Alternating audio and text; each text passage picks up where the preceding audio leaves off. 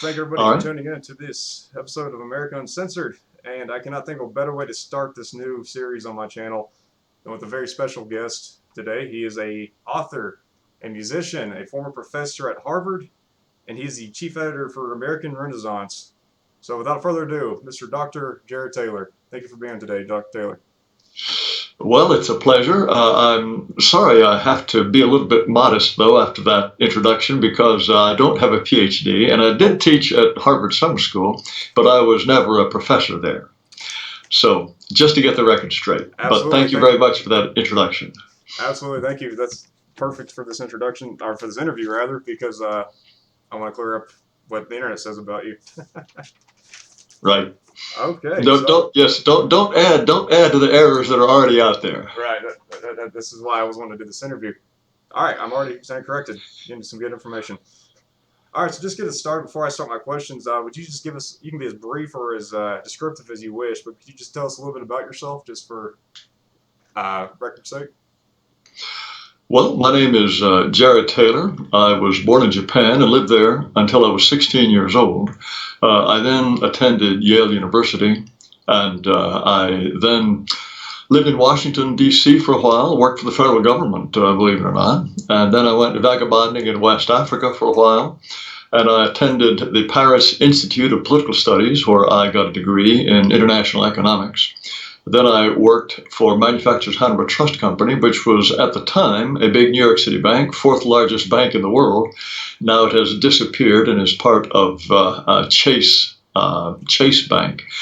But I knocked around doing various things. I was in computer journalism for a while, and then finally I got fed up with what we're being told about race and the demographic future of the United States. And so in 1990, I started American Renaissance. It was a paper publication, a monthly paper publication. But then in 2005, we moved all of our content to the internet. And our position can be described as race realism and white advocacy. Race realism is the recognition that race is a biological phenomenon, not some sort of sociological optical illusion, that race is an important part of individual and group identity, and that an attempt to pretend that it doesn't exist or that it's some kind of illusion that we should overcome is just silly. And white advocacy recognizes that whites as a group have legitimate interests, just as every other racial group does. And unless whites stand up for their interests, they will be shoved aside by people with, as we have seen, who have pretty sharp elbows. So that's a brief introduction of what we do. American Renaissance publishes, we have a very active website. We also try to produce a video and a podcast every week. So we also have annual conferences. We publish monographs. We try to be as active as we can in this process of awakening whites to the crisis they face if they do nothing and let themselves simply be dispossessed by people unlike themselves. Very good, very good.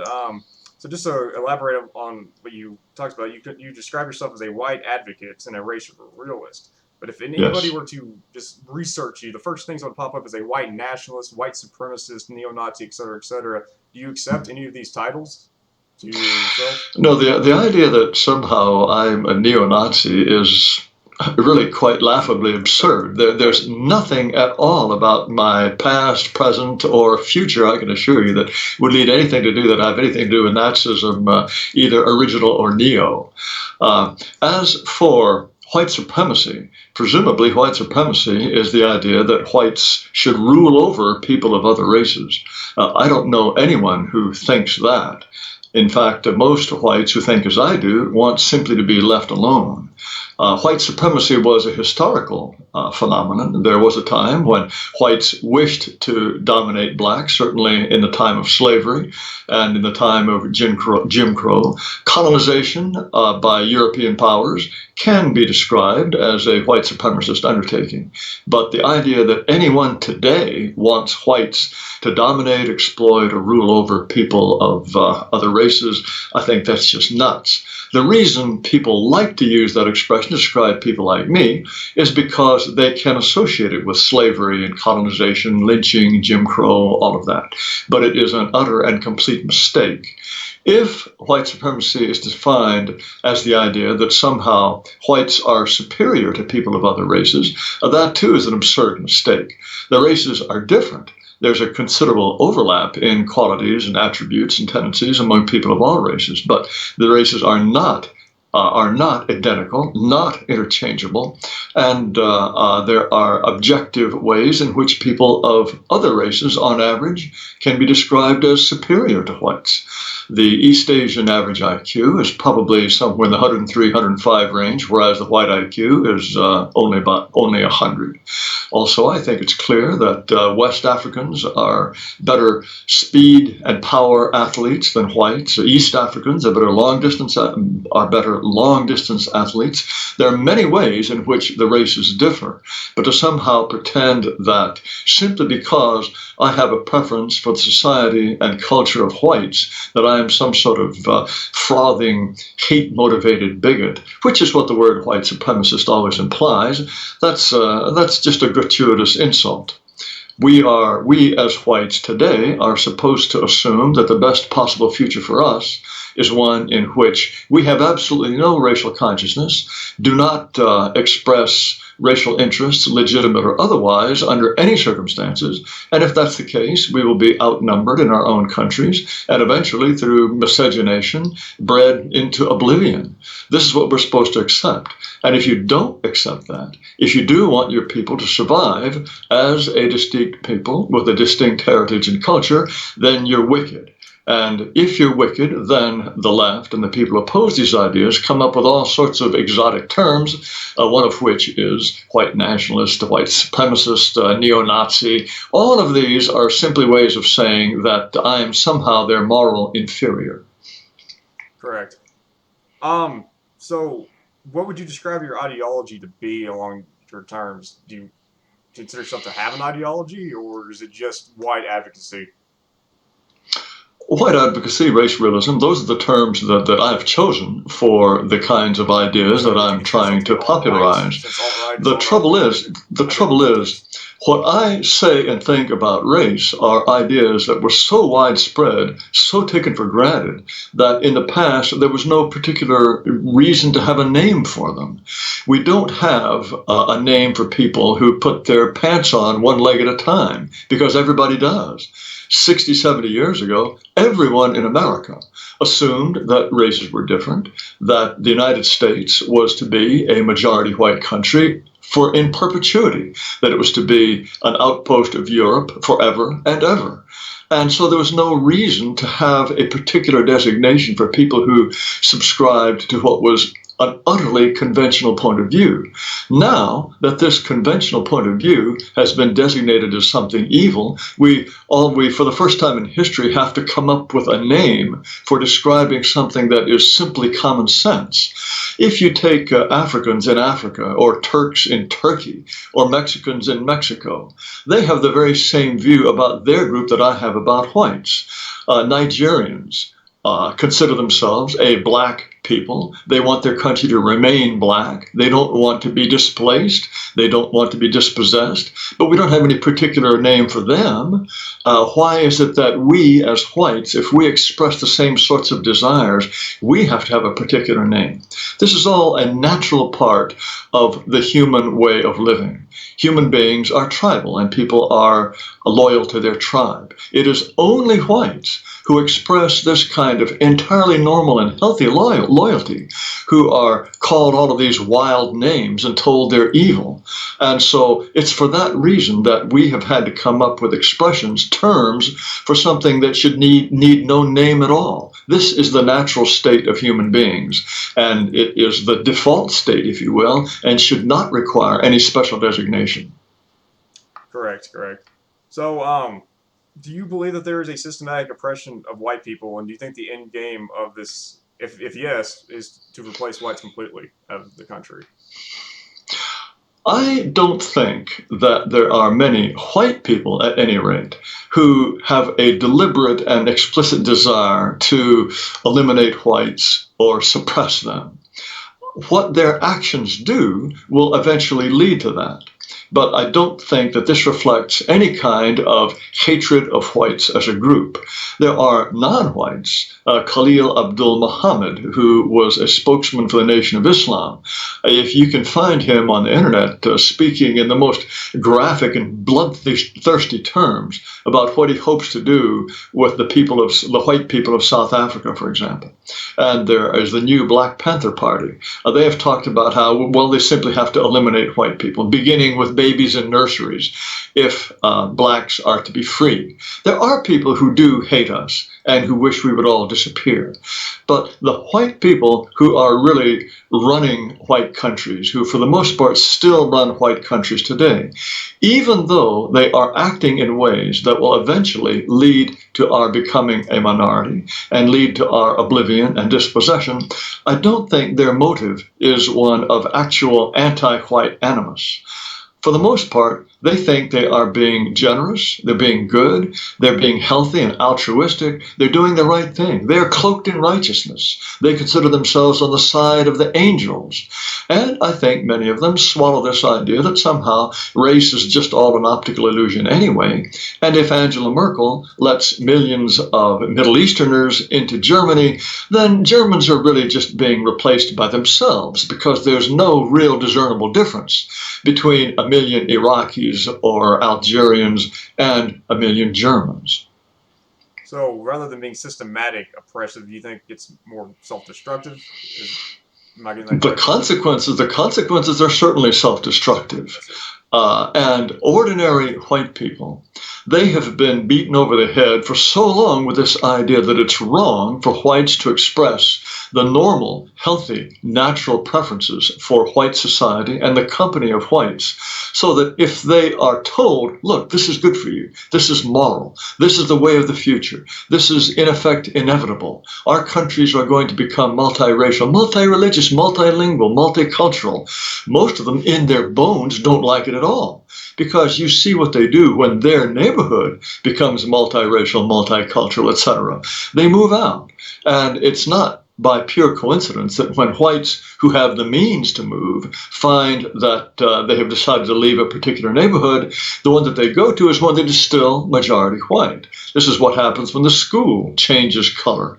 White people pull their children out of those schools and send them to schools where whites are still a majority. In the way they live, whites are at least subliminally conscious of race, and they make many decisions on the basis of race. And yet, unless whites are explicitly able to say, look, we as white people deserve certain institutions, we deserve a certain territory, we deserve a place where we can be us and where it will always reflect our heritage and our destiny, then they will simply be shoved aside until they can draw the line and say, no, this is for us, this is for our people. We hold no animus against you, but you must thrive in your lands and let us thrive in ours. What most people fail to realize, at least the opponents of any kind of white advocacy fail to realize, is that we are not asking for anything special for whites at all. All we want are precisely the rights that we are happy to grant every other person, every other group, I mean to say, and that is the right to live in a defined territory that is for them, where they can be the best possible brown person or black person or Asian person, the best possible person they can be, free from this endless jockeying for position, this endless racial competition that inevitably takes place in multiracial societies. We want Indians in India to be as Indian as possible. I believe in true diversity. I think that if what is happening to the United States, with whites rapidly becoming a minority, if this were happening in Japan, would Japanese culture survive? No, I want Japanese culture to survive. I want Mexico to remain as Mexican as it can be. All of these things are beautiful and should be preserved, but it is only when white people say, well, no, hold on. We white people, we have a kind of a culture, a way of being that we prefer and we want to maintain, and we want our children to walk in the ways of their ancestors rather than speaking a different language or thinking in different terms from the way we have always thought. want. Only when white people express these views, then we are considered evil and wicked and supremacist and neo-Nazi and all of these other hate terms that our opponents have come up with. I see. So, would your ultimate goal be? I hate to use the term ethnostate. That's what the left tries to do derogatory us. But just real briefly, would you? Is that the ultimate goal of your mindset, your ideologies for a white ethnostate, a Hispanic ethnostate, et cetera, or? Without some territory that will be theirs forever, unless people have the right to say, this is for us, and this is only for us. And we don't have to be a 100% majority in such a territory. But unless whites have areas of that kind, in the long term, we will disappear. We will disappear either through displacement or through interbreeding. And this is not something that I want. Why would I want my people to face oblivion? Why would I want my people to go extinct? About a year ago, I was debating a black professor at Eastern Kentucky State University on the question of whether diversity is good or bad for America. And he said diversity is a great thing because with all of this immigration of non-whites and with this promotion of miscegenation, intermarriage, interbreeding, in 200 years there'll be no more white people. And that's a good thing. Well, I don't think that is a good thing. Why would I want my kind, my people, to disappear? We have laws that protect all sorts of obscure little insects that most people have never heard of because we value them. We think that they are part of the beautiful biodiversity of our planet. Are white people utterly expendable? Are we people that are we a group, a subspecies that is simply to be thrown away at someone else's convenience? No. If only for aesthetic reasons. I like the way white people look. Do we really want there to be no more blue-eyed people in the entire world? Are our features to disappear simply because we don't have the backbone to say we like being who we are and we plan to continue being who we are? No, I think this would be a terrible, catastrophic tragedy, and it would mean really the end of, I think, a group of people, namely Europeans, whites, who have contributed enormously, incalculably to the culture, to the science, to the well-being of this planet. And for us to smilingly march over the edge of the cliff, to me, is just an astonishing act of self-destruction. Correct. And when you're talking about the debate with the professor, there's a lot of, I would use the term hatred, especially like in a lot of different alternative media, such as BuzzFeed, Huffington Post, things like that, where it's just anti-white after anti-white article. Would you not describe that as systematic, or would you just say that it's intent to create more hatred for us, or is it just a coincidence that they're all publishing anti-white? It's certainly systematic. Now, whether, the question is, do people at Huffington Post, do they really hate white people? Do they want us all dead? I don't believe that in the case of the white people who run that organization, the people who write for it, I don't think they want us all dead. I think they have probably swallowed the idea that there is such a thing as white privilege, that white people are almost naturally oppressive simply by breathing the air, that we are the historical heirs to all kinds of horrors and atrocities, and that unless we atone for this, white silence is violence. That's one of the Black Lives Matter slogans. White silence is violence. As if simply by saying nothing, you're committing violence against black people. This is clearly, obviously absurd.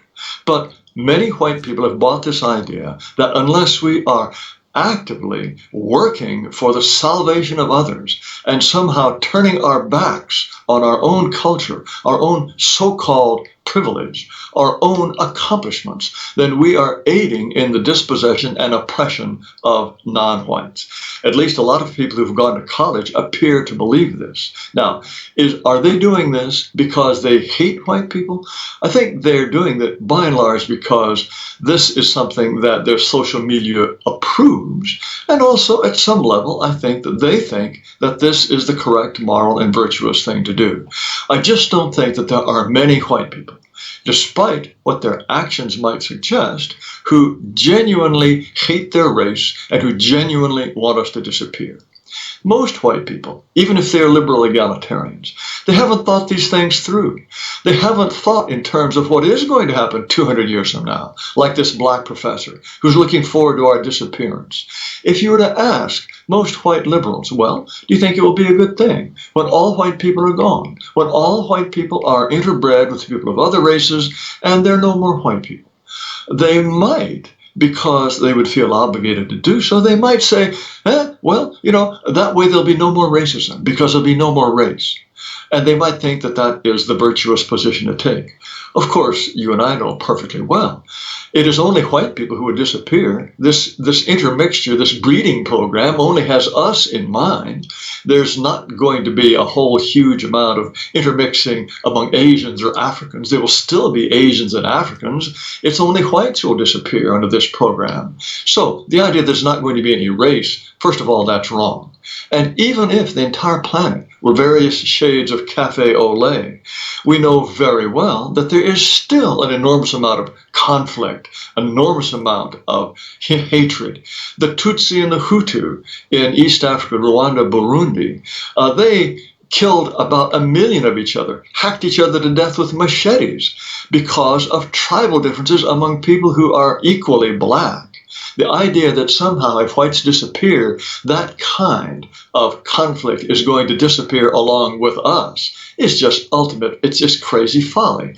But we are the only people who are scheduled for sacrifice and elimination in the aim of an ideal, which is ultimately futile and self-defeating anyway. Because just because we're gone certainly doesn't mean that tensions will be eliminated. Correct. So this one's this one doesn't really necessarily have a correct answer. It's just I want to hear your thoughts on this. Many minorities, when they and all those are alternative medias, when they talk about why they dislike white people, a lot of them say because they run everything, the media, the companies, they're majority of the CEOs, et cetera, et cetera. But then people on the so-called alt-right, far right, will say, well, no, it's not white people who runs the media, it's Jewish people who runs the media. And I just want to hear your thoughts on that. Well, Jews are certainly a group that is overrepresented in essentially all elite occupations, whether it's in the media, in journalism, academia, in the law, banking. Jews are, on average, the smartest folks around. European Jews, Ashkenazi Jews, they have an average IQ, something on the order of 113, 115. That's a full standard deviation higher than the average IQ for whites. So you're certainly going to find them prominent in all walks of life. This is true not just in the United States, but wherever you have large numbers of Ashkenazi European Jews. Sephardic Jews are a different matter. They don't have an IQ that's nearly as high, and they don't have the same kind of record of accomplishment that European Jews do. This is not to say that all Jews stick to an egalitarian ethos and that all Jews are involved in undermining the foundations, the moral foundations of white racial consciousness. Many of them have been involved in this. And there's no question that the most prominent scholars and philosophers who have written in ways that would delegitimize any notion of white racial consciousness, they have been disproportionately Jewish. But there are Jews who have written about racial differences in IQ.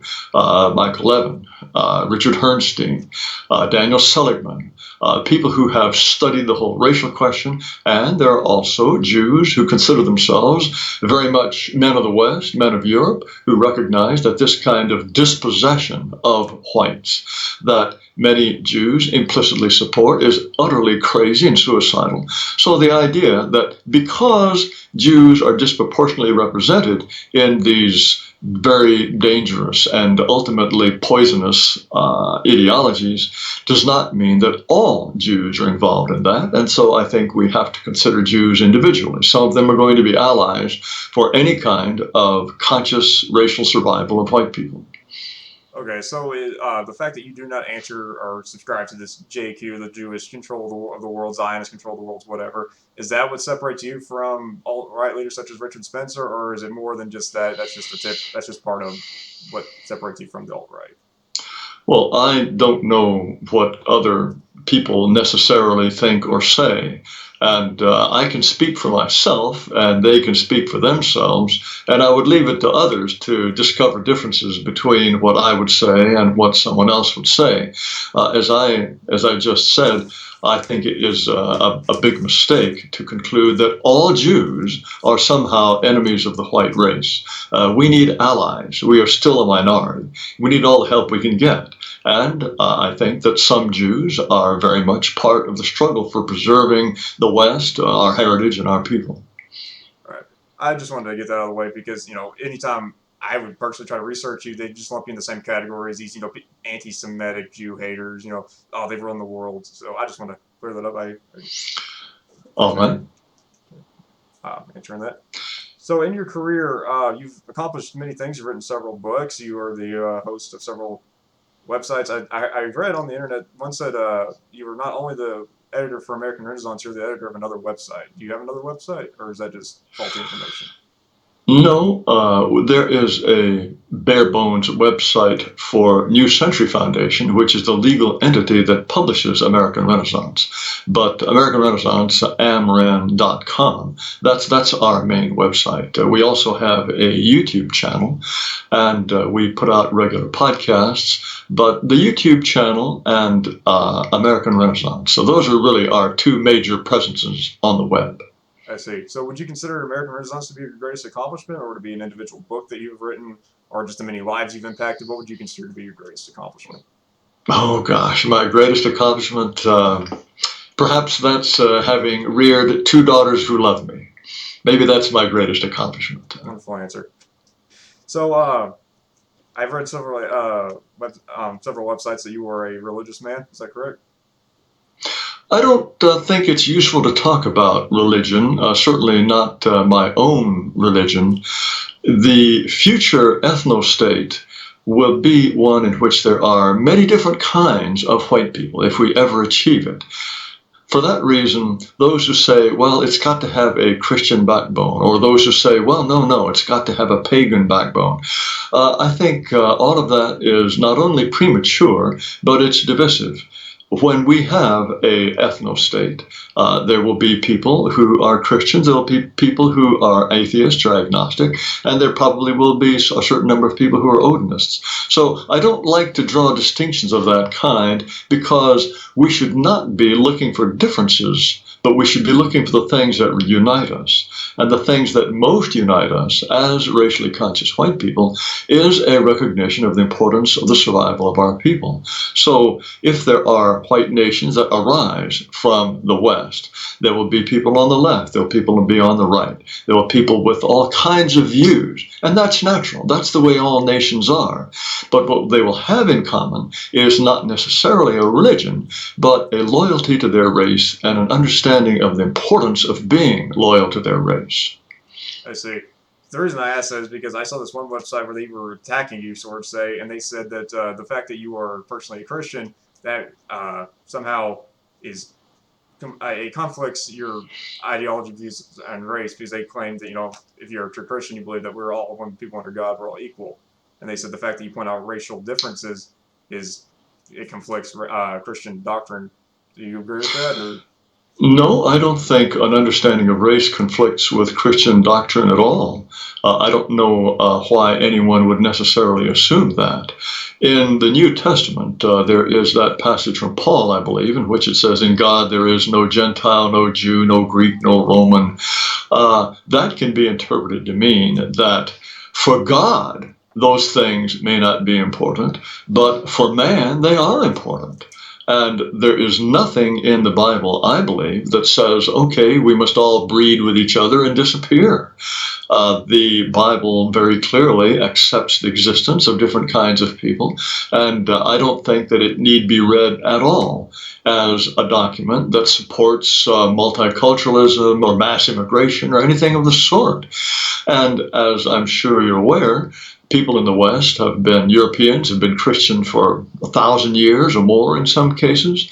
And during that period, for almost all of that period, they had a healthy sense of racial difference, of racial consciousness. The people who colonized Africa, or the people who went to Australia, the people who colonized North America, they were all very serious Christians. The people who fought for the Confederacy, many of them were Christians, but they suffered none of the typical delusions about somehow race being an utter phantasm that has to be overcome and done away with, and if whites disappear, who cares? None of that is in the Bible. I think that most Christians who take that view and who claim to find passages that support that view, they have simply been poisoned by all of the forces in American society that have poisoned every other institution. The church has become racial egalitarian and racially foolish, just the way the universities, just the way the media, just the way everyone else has. There's nothing inherent in Christianity that is incompatible with a proper understanding of race. I don't believe. I agree with that completely. I've been attacked myself for this belief. Like, oh, you're a Christian, therefore, you support these views that the races are different, or black people are inherently not as intelligent. But if I point that out, you're going against the teaching of Christianity. So I agree that I'm not the only one out there. Of course, you've been doing this all along. No. I've even been alive, so. No, I mean, was Robert E. Lee or Stonewall Jackson? They were certainly. Stonewall Jackson was a deeply believing Christian. He also believed in slavery. Was his Christianity somehow a kind of crippled or one-legged Christianity? No, I think he was a very serious reader of the Bible. He considered himself, I think, an ardent Christian and man of God, and his Christianity was absolutely no obstacle for his views on race. I know plenty of Christians who come to American Renaissance conferences, who contribute financially to our work. There is nothing about Christianity that means you cannot be realistic on the subject of race. I would add this: there's nothing about being a liberal in the sense of wanting large government or thinking that the government should look after people who are poor, or thinking that the Second Amendment was a big mistake. There is nothing about thinking those things that means you can't understand race either. After all, back in the 1920s, 30s, 40s in the United States, practically every end of the political spectrum, they might have had fights about all sorts of other things, but they agreed on race. That America was a country built by Europeans that was to have a European quality, character, and heritage forever.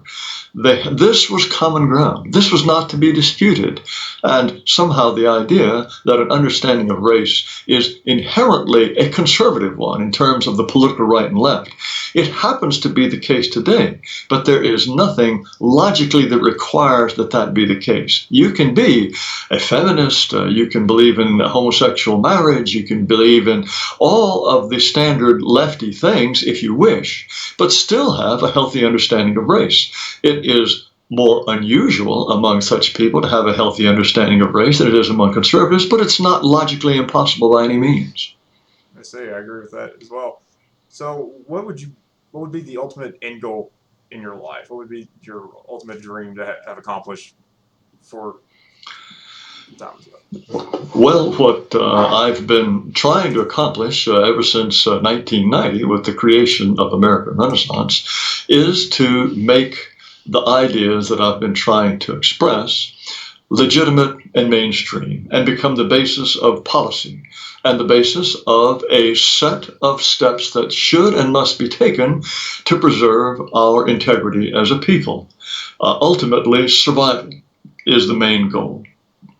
And I would consider myself a success if I have helped to set in motion a current of thinking that will lead whites to realize that, yes, they do have the right to be themselves, that we have the right to be us, only we can be us, and that by preserving our people and culture, this is by no means an immoral undertaking, that it is a profoundly moral, legitimate, and good undertaking.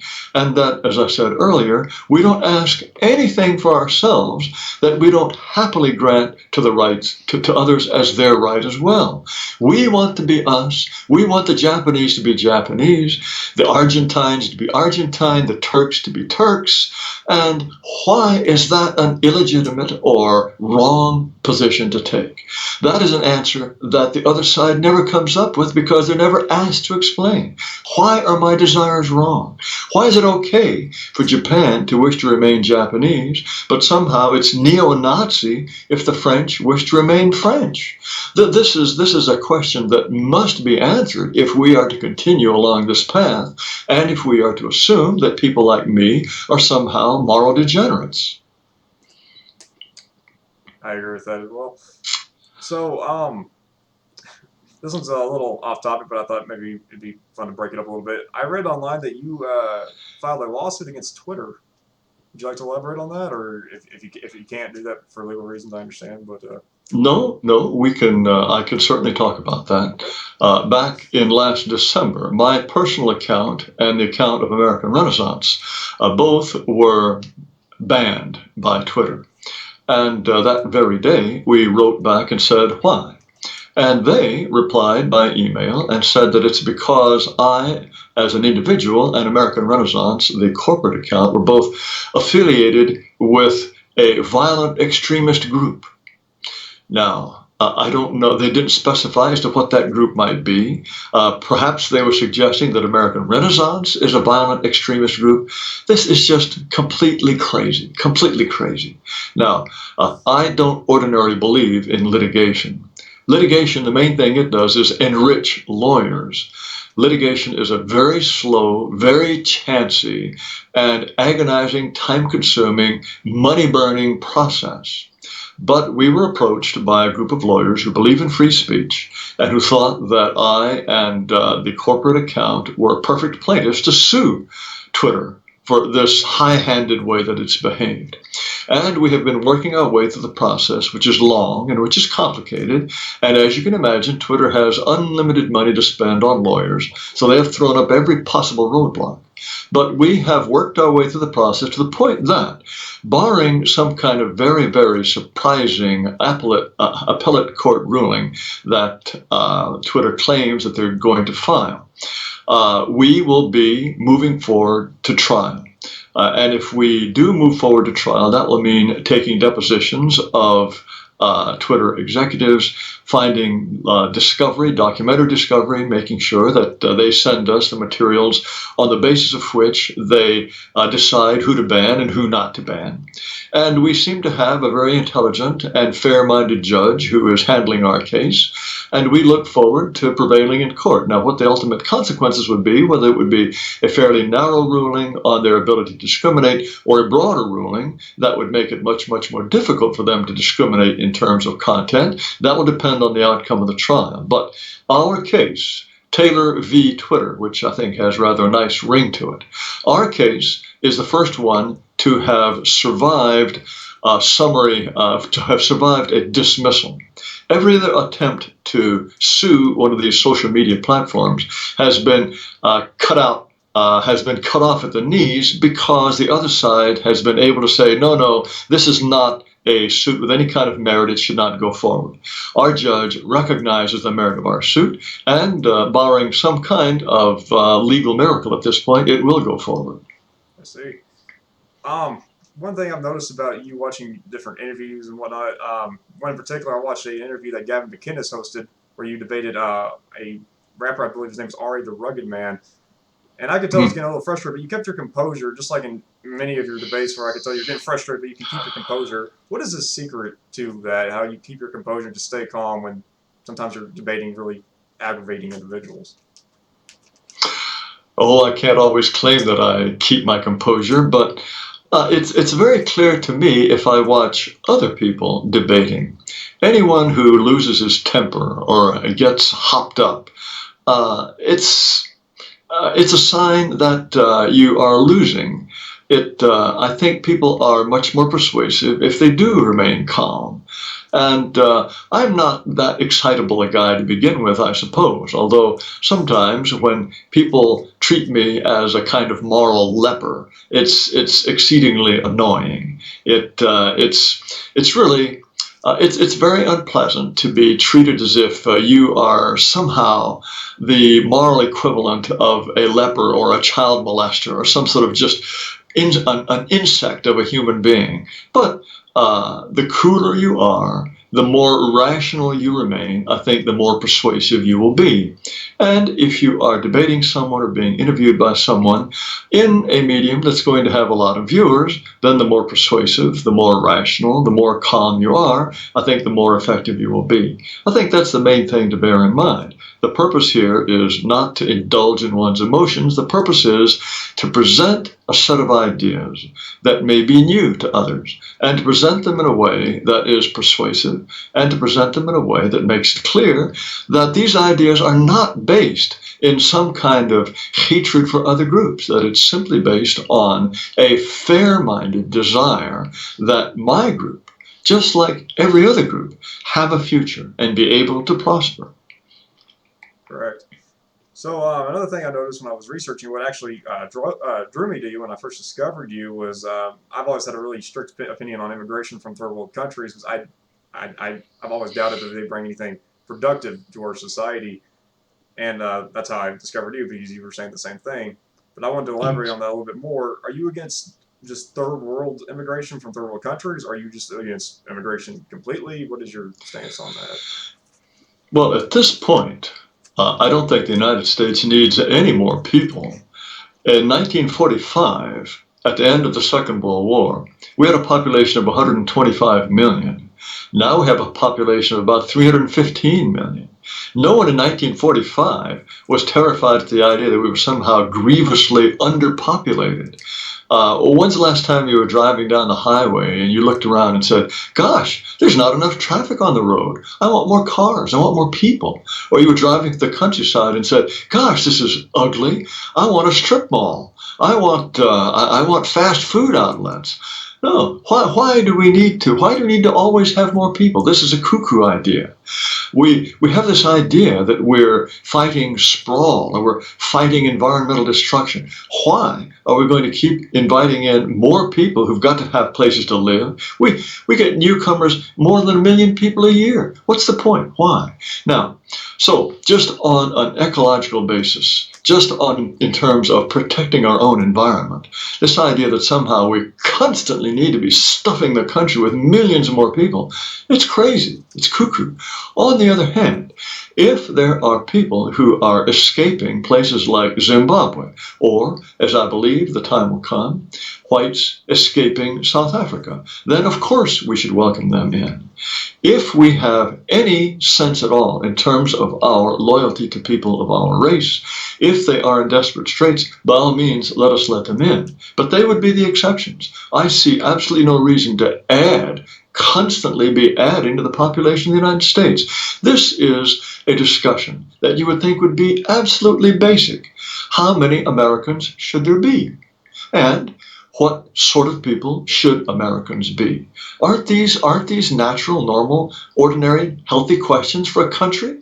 How many of us should there be, and who should be American? And yet, no one ever discusses these things. When have you ever seen a serious discussion of what the ideal population of the United States should be? We have this sort of cornucopia idea about America and the environment. Everything is just going to expand and expand and expand. And when we're 500 million or 1 billion Americans, everybody will just be happier and happier. No, there's a limit. There's absolutely already limits. It used to be that you could walk into national parks and you'd find a place to camp. Now you have to spend months in advance, reserve your camping site at Yellowstone. Is this an improvement? No, this is utterly and completely crazy.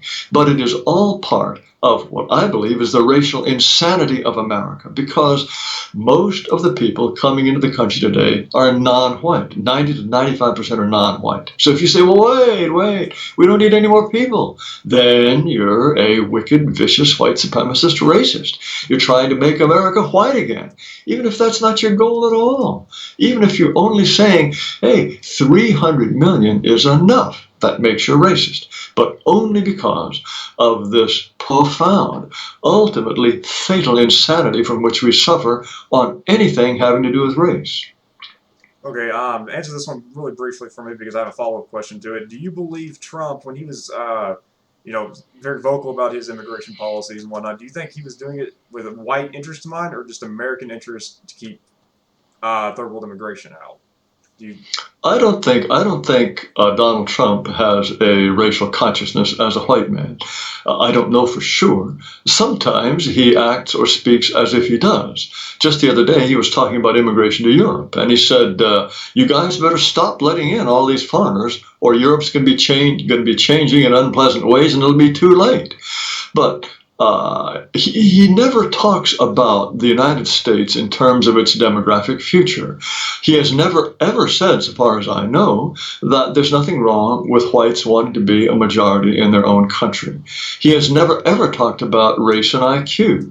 And when he talks about wanting to bring black people into mainstream America, as he did on a number of occasions when he was campaigning, I think he's entirely sincere.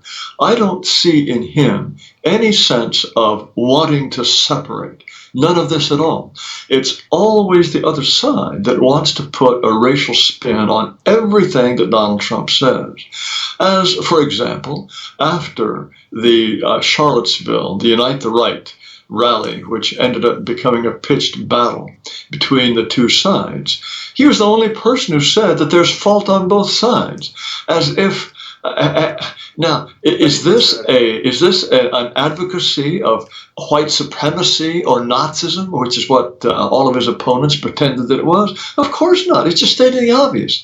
You can't have pitched battles between one group wearing helmets and shields, waving batons, and another group wearing helmets, waving batons, and holding shields without some kind of violent intent on both sides. This is so obvious. And yet, if you point out the obvious, then you're a white supremacist. But no, I've never met Donald Trump. I have no inside information about him, but I do not believe that he has anything remotely resembling a systematic understanding of race or any kind of firm racial consciousness as a white man. Right. So, given his performance thus far, would you support him in a 2020 run, or are you having your eyes open on other candidates? Well, I cannot imagine a Democrat for whom I would vote over Donald Trump. Donald Trump has certainly been vastly better for us than Hillary Clinton possibly could have been. So we don't know who it is that the Democrats will put up against him, but I certainly expect to be voting for Donald Trump, assuming that he does run again. I find it very difficult to imagine someone unseating him in the primaries. In any kind of Republican primary, I just can't imagine someone coming out of nowhere and defeating him, especially because the most plausible candidates already tried and they were steamrollered. So, given another opportunity to vote for Donald Trump, if his opponent is Joe Biden or Kamala Harris, I'll certainly vote for Donald Trump. Absolutely. One last question about Mr. Trump. Do you think his border wall, do you think it's more symbolic as a gesture of saying, we don't want any more mindless immigration, or do you think he truly believes it's the most practical way to keep immigration out? I don't think it's necessarily the most practical way.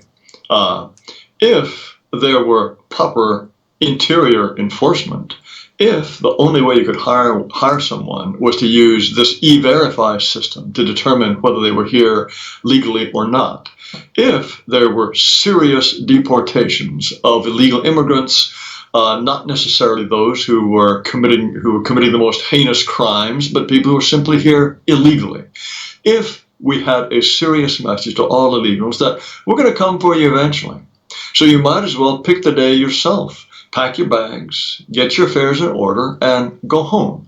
If they realize that eventually the government was going to pick the day that might be inconvenient for them, then they would be more likely to pick a day and a mode of departure that was convenient to them. Now, a wall is fine and good. A wall, if it really does keep people out, is certainly a part of an overall enforcement package. But people wouldn't even want to try crossing that border if they didn't have this utterly crazy system that we currently have, wherein certainly if you show up with a child, well, then you're almost home free for sure. If you manage to get into the interior of the United States, unless you're a triple murderer, then the chances of you being pitched out are pretty low. You hear stories about people who've been deported 9 times and come slipping back in. I suppose if we had a wall, I suppose if we had a really leak-proof border, that would be good. But my view is that interior enforcement is perhaps even more important than physical barriers at the border. Absolutely. So we have this. You've established that you personally don't believe Donald Trump has a white consciousness about him, but excuse me, due to the fact that identitarian politics is becoming ever so more popular amongst the youth, especially among Generation Z people, do you believe that in the future there will be a candidate that just stands up and says, "I'm a white advocate and America needs to keep their European majority heritage," or do you think they're too far gone? Locally, there certainly will be such candidates. There have been such candidates. And I think that in local elections, it's now ripe for candidacies of that kind. The city council, school board. I think I'm a little disappointed there haven't been attractively packaged white advocates who take a reasonable position, who state their case without any kind of rancor towards others, who point out that all of this that's happening is all a complete double standard that leads to dispossession of whites. This, I think, is a message that, as you point out, more and more young people find acceptable. And not just young people. We have people who approach us all the time, who just in the last several years, for example, people are constantly waking up from this terrible anti-white nightmare that they've been living. And it's inevitable. People talk about red pilling in terms of what it is that makes you aware that all of these myths about racial egalitarianism and the future of the United States are myths. Well, reality is the biggest red pill there is. People with 2 eyes, 2 functioning eyes in their heads can look around and see that, wait a minute, this is not the hippy-happy kumbaya future that the multiracialism is supposed to be bringing. It's a constant state of conflict and tension. And so, no, this is not working out. And at the same time, it's all happening at our expense, the expense of white people, at the expense of people who built the institutions of this country and made it the influential and great place that it is. There is absolutely nothing factual that can support or defend this view of the American future as this happy mixed paradise. Nothing. There's no evidence that it's working at all. And so long as people like me, and many, many others, by the way, who can provide, at least on the internet, a little bit of background, a little bit of some kind of framework for seeing race and seeing the United States and seeing American history in correct terms, it's very easy for people to then realize that everything they were taught is wrong. And more people all the time are realizing that. Absolutely. I live in it used to be considered a rural part of the state, and now we have so much illegal immigration coming through here. The town has tripled, I believe they said, in the past 10 years. And it's just becoming obvious that they're just replacing white laborers around here for cheap foreign immigration labor. And back in my youth, I actually consider myself to be a libertarian of sorts, meaning, if people want to come and work for $2 an hour, what's the harm in it? Well, now that I am working myself, I see the repercussions of that. So my point with the story is it took many, many people and many years to convince me of this, to become quote-unquote red pill, as you said. What is the best way to wake people up, to red pill them that this illegal immigration is not what many are claiming to be a good thing? Everybody's different. There's no silver bullet. I've been thinking about this for many years. I was a liberal for a long, long time myself. And what was it that changed my thinking? Well, as I look back on it now, there were many, many little nudges in the direction of sanity. Just a whole series of experiences in which I slowly discovered that what I'd been taught about all of these things was wrong. Some people, it's a very sad thing, some people require some kind of extremely unpleasant encounter, whether it's violence or maybe a sister or a female friend being raped. Some people require a physical encounter with people of other races to realize that things are not working out the way they should.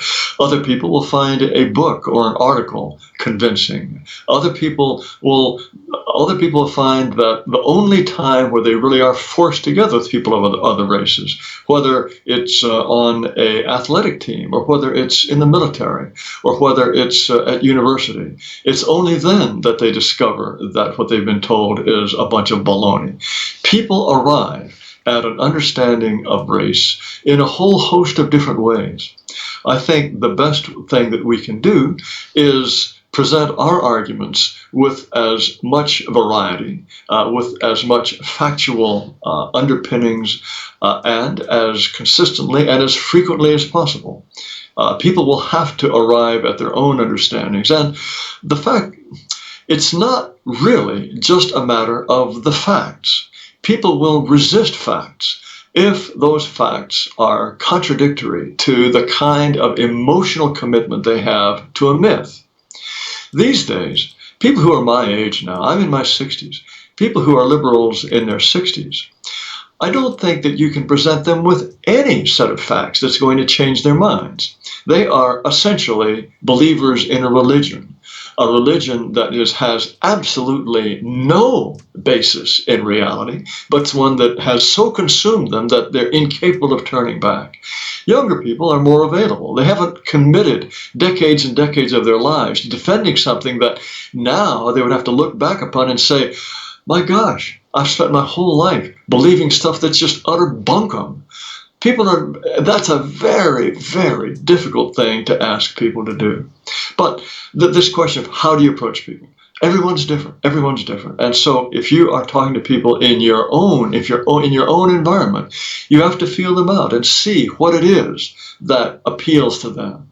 And but if you are careful, if you are not aggressive about it, if you try different routes, most people at some point they have a chink in their liberal armor. And once you find that chink, they can be led to a correct understanding of what the future of the United States is likely to be if we do nothing. All right, so if I were to approach you and say, you know what, I think America's too far gone, despite the fact that identitarian politics and white realism is starting to become more mainstream, more popular amongst people, I just think America's too far gone to save it. I think we're just doomed. How would you respond to me? I don't do what I do based on some sort of calculation of the likelihood of success. I, as a white person who is descended from many, many generations of white people and the father of white children who hope that I will be the father of many generations of white children, I think it is our duty, whether we succeed or not. Maybe the future of the United States is Brazil. Maybe there is no prospect for an ethnostate. Doesn't matter. I'm doing the right thing. I'm fulfilling my obligation to my ancestors and my duty to my children. That's how I would answer that question. I see. So, do you, just for fun, do you know if you're 100% white, or does that matter to you, or? It doesn't matter a great deal to me. I think notions of absolute 100% purity, there are Nordicists who think that Southern Italians are not really white, or the Portuguese are not really white. I think all of this fine hair splitting is, as I said earlier, we need allies. There are not as many of us as there need to be. As it happens, I have done a 23andMe analysis, and I am 100% white. The reason I ask is because there's so much infighting on, if you want to call them the far right or the racial realist right, and about, purity. What if somebody's 25%, Muslim or 25% Jewish? Are we still going to let them in? And some people say, of course, if they have a white identity, and some say, of course not. They're not 100% white. We need to preserve the white race. So it's interesting that you're not that radical in your purity No, mindset. I think, I mean, look at a country like Japan. Japan has a very stable and deeply rooted sense of itself as Japanese. That doesn't mean that there are not a lot of non Japanese who live there. An ethnostate, once a group of white people have the understanding that they have established a territory for their people, for their biological extended family, the presence of a few non-whites is not going to be a huge threat. Obviously, you don't want an enormous number of them because they can form the sort of critical mass and have these competing societies.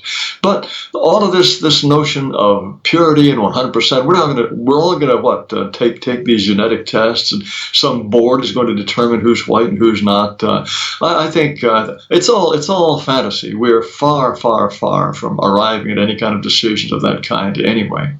But what some of the Eastern European countries are doing is very, very good. Hungary, Poland, the Czech Republic, Slovakia, the Baltic republics, Slovenia, they have said, no, we don't want any kind of non-European immigration.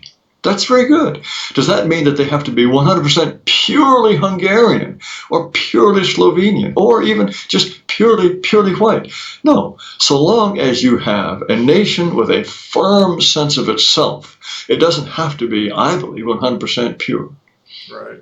So was being born in Japan and growing up in Japan, did that make you appreciate white culture more later on in life, or did it really not have an effect on your view on white culture in general, or white existence, rather? Only later on. The fact of growing up in Japan did not really affect my views of race at the time or for many years thereafter. My parents were entirely conventional liberals, and I was an entirely conventional liberal for many years. It was only after, for a whole host of other reasons, that I arrived at this dissident view of race, that I looked back upon my experience in Japan, and I noticed and I felt what an advantage it is for Japan to be full of Japanese people. So no, the fact of growing up in Japan did not in any way set the direction for my views on race at all, although many people are very surprised when I explain to them that it had no effect. I see. So why were you born in Japan? Were your parents in the military? Was your father a missionary man? What caused them to My, be in Japan for your birth? my parents were missionaries. Missionaries. Okay. I couldn't find any information on that myself on the internet, so I thought I'd ask you. We hit the 1 hour mark. Would you like to call it quits, or would you like to go, or continue? No, I've got a number of things I would like to do today. If you have a few more remaining questions, I'd be happy to answer them. Perfect. All right, I will ask my last few questions, and then I will let you go. I want to thank you one last time for being with us today. I learned quite a lot about you actually, and I definitely appreciate it. Um, Oh, I have few secrets. which I appreciate.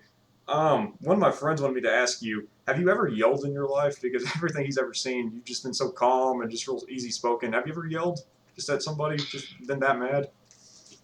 I have yelled. Yes, I have. I've even been in physical fights, Oh boy. Okay. but nothing having to do with being provoked on the subject of my thoughts about race. But Okay.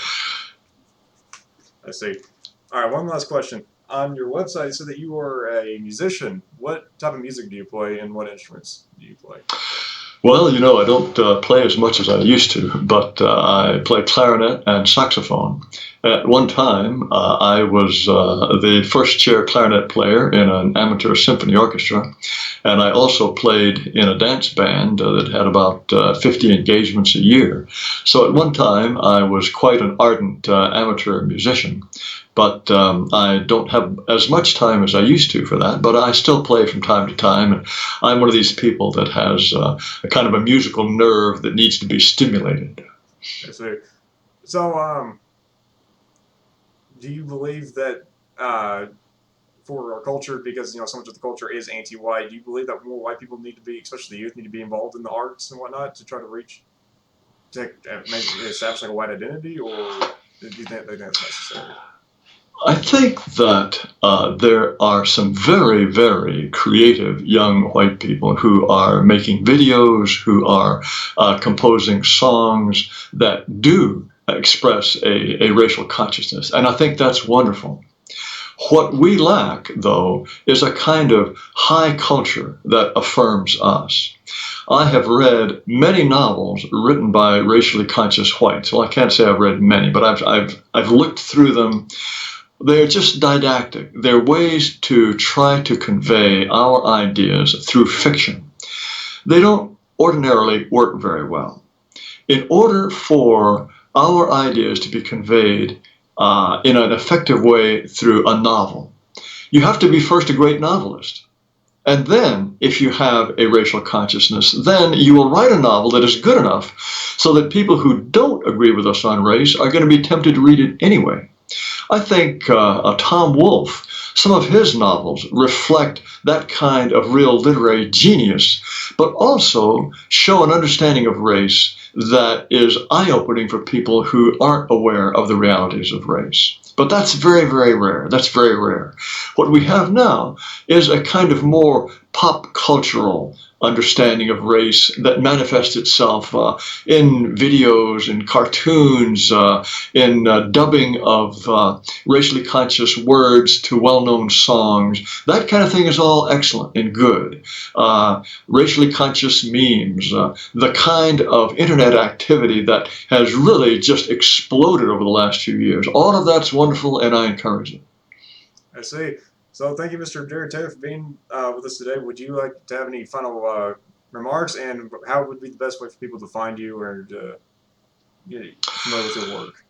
Well, if I have final remarks, it would be only to say that I've been, well, as someone once rather amusingly put it, he said, Jared Taylor has been standing up for white people since even before it was cool. Well, that's another way of saying I've been doing it for a long time. And insofar as I have been doing it for a long time, I think I have a longer perspective on things, and so I see the unmistakably upward trend of white racial consciousness. We are making tremendous strides forwards. And so even though there are temporary setbacks, and I see young people in particular thinking, oh my gosh, this is horrible, we've lost so much ground.